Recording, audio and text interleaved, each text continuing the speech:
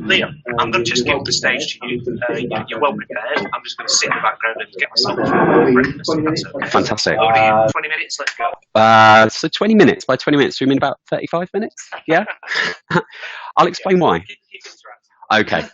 So, lovely to see you all here today, and I'm really grateful for the introduction, so I could stop blushing from Craig's introduction. It's really good to be here, both in the physical domain here today, and also in the virtual domain. I believe there's a camera here and here, and it's quite a fitting setting considering we're both in the physical and virtual space today, because that's what I'm here to talk about: how we, as leaders of organisations, can try and find better ways to exist in the physical space and the virtual space, and succeed in the future, in a very difficult and challenging future that we have ahead. And the method, or I suppose the mission that I bring and would like to put to you today around how you can do this, is I'm trying to bring an air of digital disruption into your organisation. To do this, we have 30-ish minutes, and we've got a lot to cover. So I'm going to try and keep it relatively top level, because this is probably the kind of thing that's spend about 6 hours talking through. So we're going to do it in 30 minutes. And so what we're going to try and cover for this, after a short background about who I am, is a journey through space and time into a galaxy far away. You'll get the poem in a moment. And we're going to try and look at the present that we're having to exist with at the moment, the future of your organisation, and the past, and what lessons we learn from go forward, the disruptive lessons of the past. And within the context of this, we're going to try and look at your organisation, or many organisations, and to try and look at how those organisations are designed and the structure that they take and change in this world, the people who work within them and the skills that they have in this changing world, the culture, the story of what we tell about ourselves, and then, of course, digital, the tech infrastructure that you kind of want in place. So a very small amount to cover in this particular time. But first, I'm going to give a little bit of an introduction about me. So my background is tech. I've got a computer science degree, and I'm an avid technophile, always have been. But the story for me within this particular context of why I'm stood here today started around about 10 years ago. Around about 10 years ago, I was floating in the strategic parts of the NHS, sort of looking for messy problems to try and solve. And I was asked to take on the operational responsibility of an initiative, which was looking to save around about £90 million in one of the regions east of England in pharmacy and prescribing, something I didn't really necessarily know anything about, and that was sort of pinpointed by a consultancy firm and didn't really actually have any basis to it. So rather than taking the usual approach that you sort of take in strategic things and sitting in your ivory tower with a crown on and pointing and saying, how are you getting on? Myself and a senior clinician in the area basically decided to roll up our sleeves and try and bring together communities, really this massive challenge that lay ahead from them, to save a significant amount in the NHS. And it's a long and winding tale that kind of, had many bumps and ups and downs, as you had in the sort of 2013 world of the National Health Service. But what it led to is us spinning out of the NHS as a self-funded initiative that grew to be covered by 96% of the commissioners in not just England, but across the wider UK, and bringing together a community that had never really worked together before. To do that, we pretty much broke every rule that was presented to us, because in the NHS there's a lot of rules about how you should do things and stuff, and we more or less kind of ignored them and tried to create lots of digital infrastructures and ways to deliver things that brought in the community and responded quickly. And it went really well. We got to a particular point later on where suddenly, after being kind of the black sheep sort of roaming around the world of pharmacy and prescribing, where the NHS kind of had to sort of admit that we were part of the picture. And then with that came a degree of change, because the recipe or the help, that we were a virtual organisation, we didn't have an office, we were all over the place, we didn't really have contracts and job descriptions and all that kind of stuff. This, for me, was the recipe for success. But we started to having to kind of justify to the NHS increasingly why we were fluid, because in a certain degree it was seen as a risk. And to my regret at that particular time, I was unable to really put into words why I felt that we had the right ingredients to continue to grow on that. And we started to change a little bit. The organisation is still great, very successful, but for me, it started to change from the personality I saw within the organisation. This, for me, led to two particular actions. The first one was leaving to find my next revolution, my next thing to kind of find rules to break on, but then also to try and understand, to reflect on what had happened over that time and to think, well, Was this a fluke, or was there something bigger at play here that allowed for us to have a very different model and succeed? In that time, I set up Sector 3. I've spoken to so many leaders within our sector, outside of the sector, tech companies, read a significant amount of books and looked at a significant amount of things. And what the message that I keep on seeing coming through is that actually a real force of change is starting to happen now. And something's really starting to shift the fabric of how we work and how we perceive the way we should be working. And it's a really exciting time to be involved in this. And why wouldn't it be the case? Because we're already seeing dramatic change in the world around us. Everything is continually changing and continuing to get more complex. So let's put this in the context of your organization. Well, as leaders, what a very difficult and challenging time to be the chief exec or managing director of a public service mutual. Like, I remember reading Craig's book, and there were many great things that I took out of that, but one of them was the sacrifice and the burden and the sort of difficulty that people had to take to make their organization succeed in this world, and the impact that it had on their personal and professional lives, the stress, the burden, and being so overworked. In this changing complex world, I feel that the world of work is not necessarily working for leaders at the moment. And as leaders, we're having to control more and more with more and more complexity to make too many decisions, that plans are coming undone just as fast as we can make them. And often we're having to sort of tack and jibe and question whether the point of actually making plans in the first place. And these questions, when we are answering, we're having to try and answer them with more answers than we actually are able to do. And we're lacking the tools and the to actually do. The workplace isn't really working for staff either. Recent poll by Gallup, for example, 80% of the workforce said that they were disengaged in the work that they did. This was largely in the US, but there's a lot of parallels between the UK and the US environment. A large proportion of those said they were actively disengaged in their work. They turned up and they just didn't really care about their job and the work that they did. And this is leading to increasing turnover. Now, it's a real quandary on what to do, because if you don't give them what they want, they leave. And if you do spend all of this investment and time, what we're seeing is that they move up and then they leave. So it's a very difficult situation as a leader to know how you should engage with this changing workforce. And the big millennial question, of course, the younger workforce are coming in and they're starting to make demands that the workforce has never made without the commitment that they made before. And now they're asking that you want more feedback, they want more impact, they want more agency and power and control. They want all of these things that don't fit within the structure of how traditional organizations usually work. And then the environment, well, I'm not going to say the B word, but globally, nationally, locally, we're seeing all kinds of changes, making it very difficult for us to plan for the future. There's so many uncertainties. And when we do get a model, lots of disruptors are coming through and changing the picture again, and we've got to respond to that. Perhaps the most important one, is the economic or the productivity driver in our organizations. The expectation or requirement, especially if we've been funded by the public sector, to create more value, to deliver more output for less resource. Probably the biggest challenges that we see. I remember at the Social Club annual event last year talking about the public sector meltdown and what to do with these different requirements. And yet when I talk to leaders, and I talk to many feel that something big is at change, but quite often people feel that, especially the economic side of things, is a temporary phase, like we're in the middle of something, but it's going to pass, it's going to get better. Well, we can all hope and aspire to it getting better, but I don't think that this is exactly the case. I think there is something much bigger at play, which is changing the fabric of how we work. And actually, the economic uncertainties are kind of being wrapped up in the impact of what we're feeling. And that feeling is that the future is increasingly digital. And the changes that come through a digital nature will redefine what we mean by digital, and will redefine the way that we run our organizations in a way that's going to stun us. Now, to illustrate how this is going to stun us, I'd like to use this particular scientific diagram that talks about the differences of how we think about the future and how we feel, because we're rational, emotional, logical human beings that think about things. And so we look at the trends of the past and we think about the future, and we try to draw a straight line about how that's going to work. But when we move into a world where Moore's law starts to apply to the technological factors that underpin what's going to happen, what happens in the age where constant doubling happens and the pace of change, we end up in a very different place. This growth factor totally outstrips what we expect.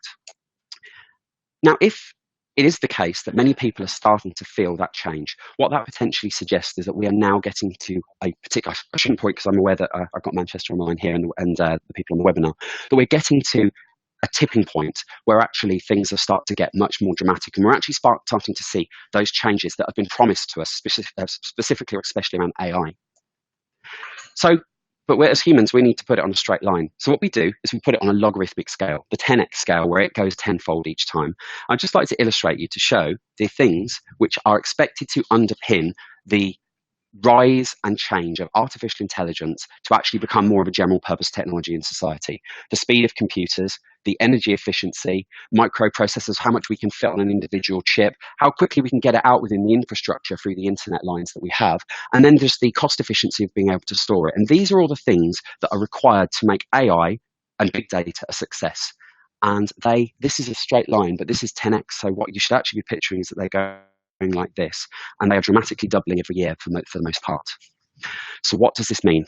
Well, a really great read, it's quite dense, but a really great read by the chief economist of the Bank of England, Andy Haldane, talks about the major shifts and changes in society that we can expect. And that expect isn't the digital systems we know now. What it means is a major shift beyond the cognitive tasks that we do by humans in how we work. And that's a very big thing to get your head around, because that effectively changes not just what we do and how we do it, but it changes society, the systems, community values, and if anyone's got a teenager, just trying to keep, we're seeing that now, just trying keeping them in the physical realm is difficult enough. And so the values and ways that we believe around these things are really starting to change, and are really going to change before. Just to say, when we look at the first industrial revolution, which we will in a moment, like this kind of change was where 96% of the workforce used physical labor to create productivity. Within a very short period of time, 6% did. And that's kind of shift out in society when AI can come in and take cognitive tasks. As employees, as individuals, what this means is a change in how, when, where, and whether we can actually work, whether we can provide value to society, whether we are actually employable or technologically unemployable. And for your organization, it's an existential shift. Like, this is a very difficult shift to be able to put your mind around.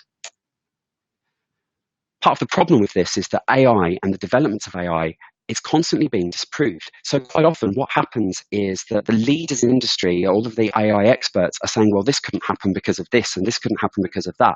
And then they get disproven, and it happens faster and faster. And yes, we haven't necessarily seen it impact our organizations yet, but the component parts are starting to come together at a faster rate than would have been expected. And so many of the numbers point to around about 2025, where this could really. Now, just a question, anybody wrote a 5-year plan recently? Yeah? Anybody put AI in that? No? Yes? No. Why would you? Because it's not something that's tangible in our world right now. It just begs a question. That's 2024 is just 5 years away. And it's very difficult to plan for that. Now, that's quite dystopian that we've provided so far. So I think what we'd have to do is just unwind it and actually talk about how we can create a different story and how we can prepare for this change as best we can, given the uncertainties that we have. So what we're going to do is we're going to look at the major disruption that happened in the late 18th century and how that shifted, to just get some ideas about what this means philosophically. Now, I'm spoiler alert here. My argument is that digital as a technology, as a deployment, as an initiative and a project will not solve your organization alone. You can't just say, we'll stick some systems in and digital's done. What you need to do is think about how digital can change your mindset, the shape of your organization, and how you function, the fabric of your organization. And one of the lessons that we saw actually that helps to try and demonstrate this is at the end of the 18th century. So machines came in, energy efficiency kind of came to a particular point where suddenly they were like, great, okay, we can now use this in society. So they took these machines and they plopped them in the middle of factories, and they had all these conveyor belts and cogs and stuff going everywhere. And they didn't really work very well. And everybody sat around and said, oh, we've been told engines are going to change the world, and, the machine is going to really make a difference. But actually, it was spending more time having to undo the problems it's causing than we actually are getting the benefit from. Does that sound familiar in terms of some of the IT projects that you've been aware in the past? I think so too. And we're having the same kind of narrative that's happening now. But then something else happened. The technological progress continued, the infrastructure started to spread out. And then what happened is a number of thinkers started to come in with a very different mindset. And they looked at this technology and they said, well, yes, it is very powerful. What we need to do is we need to build our organization. We need to build our factories and our industry and our enterprises around it and make it the center point of how we deliver in this new industrial world.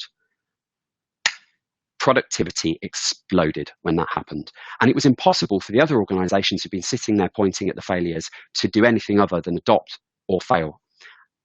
Interestingly, that happened over a period of 30 years. And we covered millennials before and what they're coming in demanding in organizations. And I wonder whether those disruptors in that time were seen in the same way with the demands and the expectations they had as we're saying with millennials now, and whether actually maybe the millennials in your organization are actually giving you the answers and maybe we're not listening to them. And so the organization has to fit the machine. The dramatic change was not just the technology, it was how people used it to think and be different. And yet we're still in this environment where too many contemporary leaders are just looking to plop digital solutions in as a panacea and something that's going to happen. We need to not ignore these lessons, in my view.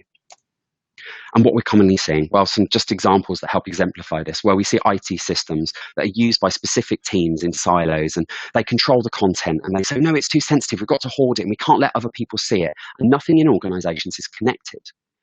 Staff do not have the tools to turn knowledge, to turn data into intelligence. We know how to turn data into information and regularly punt it out. You know, this is what happened over last quarter, but we're not building layers of intelligence where our understanding grows, supported by a growing base of information, and that people are reverting to unstructured digital tools. Email. Never before has there been such a ubiquitous tool that we have had no training on using. Has anybody ever gone to behavioral email training? No. And yet everybody's using it and it's backfired. So who in that picture is feeling quite overburdened by the amount of emails they get on a day-to-day and week-to-week basis? Of course. It's had a boomerang effect, and we're really feeling the effects because it's an unstructured tool. People just plop everything into it and it creates a mess. And we're now spending time clearing up that mess rather than creating value and productivity. And when we do have a successful project, the working systems do not evolve. We do not create the environment where they can continue to grow and flourish. We go, great, let's get policy on it and let's get a standard operating procedure, and we box it in and it's stuck. And it doesn't shift and evolve as our organization changes. We create all of the wrong conditions when we do IT. So my message and my argument is, let's take the red pill together, because doing digital is not enough. We need to become digital. And so I'd like to give you some strategic points and some examples about how I think you and we can start to undo that and change that. My first point is that you need to build a digital ecosystem of people and technology. Now, right now in your organization, you have people who go into a physical workplace and engage with printers. But we don't think about it the same way as the virtual environment. We've got these systems, and people cannot collaborate with systems at the moment in a virtual space where everything is in one place. We do not have a virtual headquarters generally in our organizations. We have separate entities that we engage with. That needs to change. And to do that, we need to start thinking of the network, because the shape of digital is network. And as we get more complex, we have to start emulating the network picture. And a great RSA short by Manuel Lima that I definitely recommend that you check, because it really talks about how it's impossible to keep on thinking in the linear ways that we do before, as we have before. Sorry. So often IT systems are too isolated. So in terms of the ecosystem, what we need to think about is the ecosystem as being something that involves people and systems within it. And what we need to make this happen, and this to gel, is something that holds and pulls everything together. Now, this is very unspecific. I'll give you a specific. Something that I'm really interested in and impressed with is what Microsoft 365 are starting to do with their tools. And yet, when I speak to people about Microsoft 365, it's like, how's it going? Are you well, we use Skype for business. It's like, okay, so things need to get further. We need to start thinking about the flow of things and connecting everything, including our systems, into that individual picture to create and drive productivity. As a platform, the things that hopefully would be all priorities to you, to wanting to improve your organization, and as tangible outputs of these kinds of solutions, you can also do different versions of it. It's not just 365 that you can use within this, to try and make informed decisions and learn, to actually start layering that intelligence and building growing systems of intelligence within it, to stop doing manual and routine work in our environment, but actually to try and use things like automation, even basic automation, to try and increase meaningful productivity, better ways than email to communicate, collaborate, and engage, not just with the people in the organization, but the systems, to be able to put small bots in at some point in the future that can help ask questions of the systems, because that's where we need to go. Now, there's a real risk with this, because what we could do is invest in this infrastructure and get everything connected. But the risk is that we could do everything in exactly the same way that we've done it before. That's one of the big risks with it, 365. So many people are going to it, and they just work in the same way as before, and they say, well, it hasn't really made much of a difference. It's because I think you need to start creating the right organizational conditions to let digital flourish in your organization. And this is probably one of the main reasons why IT fails at the moment, because we don't have the fertile soil to actually make that change happen. The problem is the enemy of digital productivity is the policies, the procedures, the information management, the org charts, and all of these different control mechanisms that we have in our organization. And these are always going to be impediments to digital productivity. Because if we think about successful digital productivity on the internet, Wikipedia, for example, it doesn't have those things. It has very different kinds of control mechanisms, because digital environments succeed when they can experiment, they can iterate, and they can evolve more like an organic system. And so to do this, the suggestion is that you start to think about your operating system and the conditions that you can use to actually make this change happen. And a really great thinker is a guy called Aaron Dignan, who's recently released a book called Brave New Work that really outlines what you could look at to try and start doing this. Skills. So if people are going to be part of this ecosystem, they need to know how to operate within it. So hard skills, they need to be able to use it. They need to be able to use the tech within it, but also the soft skills. If cognitive tasks are starting to be eroded, then we need to go to the third domain of human power. Physical's gone, cognitive gets eroded. It's about the emotional skills that we have. And these are creating the generalists within our organization, supporting learning, creativity, and entrepreneurialism and sharing. People who can start thinking and feeling their way around the organizations and collaborating with their digital technological sidekicks to do that. Now, you need to do this because we're talking about the younger workforce. That digital millennial anxiety that we have is that the future is so uncertain that if we don't keep up with it, we're going to be left behind. And so, as the younger workforce, we have to give those opportunities, or you're going to find that you're going to lose those staff. And also, we need to try and tap into the extracurricular skills, bring the whole person to work, and those fantastic diverse skills that they have and are able to bring into it. Largely also from a digital perspective, outside of work people are using more digital often than they are, and more sophisticated digital than they are in work. Now, in terms of your organization structure, it means that you need to start thinking and defining your organization in a very different kind of way. So often we fixate on this, and we spend a lot of time thinking about and fixating about how this works. But the thing is, if we actually really thought about it, when we think about the meaning and value that it's created, and this is an oversimplified version in our organization, it's often the relationships that kind of happen within these. It's important, the diagram of how your organization works. But the problem is that we don't really define these channels and create structures to support them.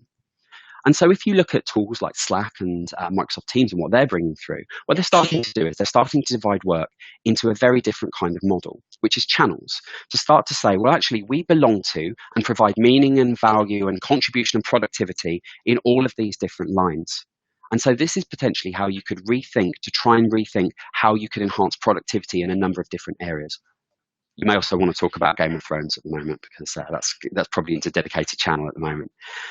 So, right, team meeting tomorrow. Hey, everybody, stop everything you're doing. Let's just change everything. We're going to become an evolutionary organization. We're going to do everything differently. We're going to rip up the org charts. That would be an absolute disaster, right? It would be an absolute disaster. So how do we make this change happen? How do we U-turn and start to think differently about how this organization can run? What we need to do is we need to start a revolution like most revolutions start, and we need to start small, build successes, and allow that to spread organically, like the model we're trying to operate within. We need to start it now, but this is the way that we need to do it. Don't spend 6 months planning for that. Nobody can really plan for or control a whole network and devise that in their mind. Not even you guys with your massive brains. Sorry. What you need to do is you need to pick your A team, your prime group, and think, right, these are going to be the people who start to create the seeds of change in our organizations. They may be a set of dispersed champions who select or put themselves forward. It might be a team or a service or a project, whoever's ripe for that kind of change.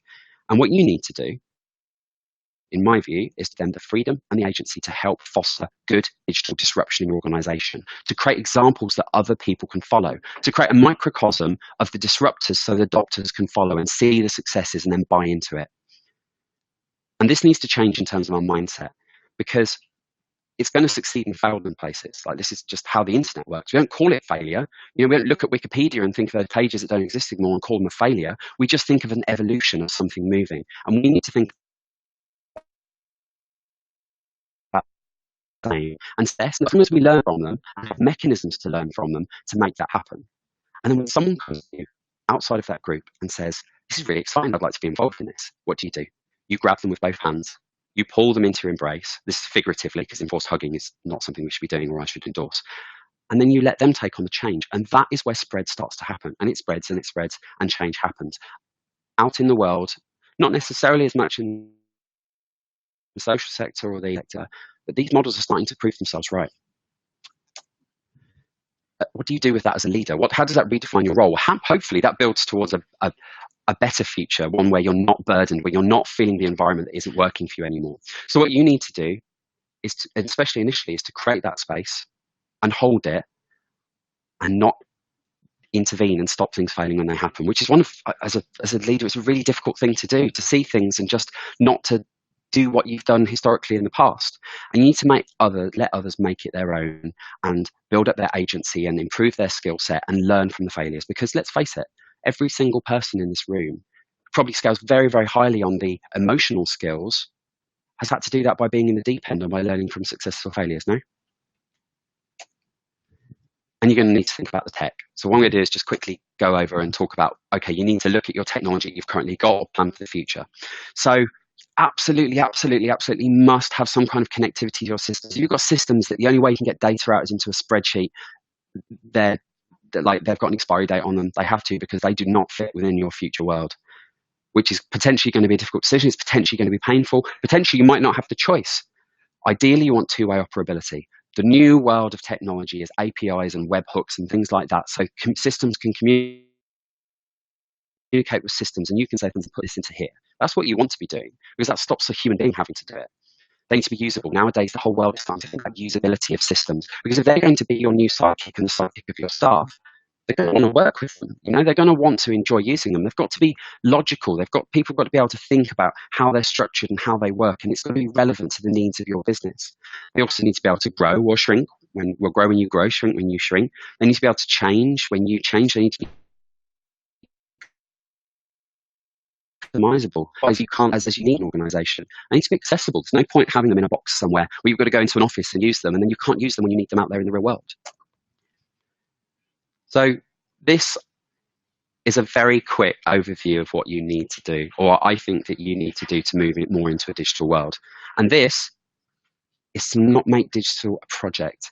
Is to try and think about how you can move it into your DNA, how you can make it existential and about your future being. Because realistically, we know we're going into a digital world. We know this change is happening. We're not going back to the previous days. We know that future is going to happen. And if that's the case, something big and dramatic needs to change. It needs to change inside of us. So I've gone through very intangible things. It's very philosophical, I know. So what I'm going to do is just give you 5 high impact actions that I think you should be trying to think about in your strategic planning and thinking for the future. 1, if you haven't thought about an ecosystem or a connecting system, what's that going to be? How are you going to use it to support your needs right now around intelligence? What do you need to know that you don't know? Because that will tell you where you need to prioritize first. What are your communication problems? Email overburden is everyone's problem, so it's probably that. And how do you automate complaint no time to innovative, because they're just constantly doing routine tasks? That will give you the answer of where you need to start building up your digital ecosystem first. You cover the viability of current and future systems. You need to think about that and do a bit of a review. And then data, because AI in the future, when it does come in, will only be useful if you can feed it data, meaningful data from your organization. So if you haven't got a plan for doing stuff with your data, potentially the energy for your future productivity, you need to think about how to store it and where you're going to store it. You need to think about structure, how you're going to hold it, and the quality. You need to think about presentation. If you've got something that's incredibly sensitive, like maybe patient sensitive or service user sensitive, how can you desensitize it so it can become an asset for the rest of your organization to use? And how can you do that in a way that you think of what's called ETL, how you transform it automatically without someone having to delete rows all the time in spreadsheets? And then you need to start thinking about what content what's great. General content is going to happen more and more in the future, but it's about the thought of how do we make this happen now? What questions do we want to ask? What are the processes around this? You'll need to train staff on the system, not on the new tech that you kind of bring in, of course, but actually you can't really put people on a day course for how to be a generalist learner. They have to have the experiences. So create the experiences and think about what experiences you can give them to stretch them so they can be more emotionally versatile and valuable in your organization. And don't put digital as the side strategy, the barnacle on your organizational strategy. To me, it needs to be as important as finance. It needs to be an element in all strategies. Subtle plug. This is what I do, and this is what our organizations do. Generally, we talk to progressive leaders, get very excited about things. If we find that we buy into a similar imperative for the future and a similar desire to move things forward, we try to work on how we can tangibly envision that, and try and experiment and find ways to create different systems of working supported by new and exciting technologies that can actually succeed. There is a more sort of step-by-step leaders guide on the Sector 3 website that you might find valuable, but I'd really welcome questions. So thank you.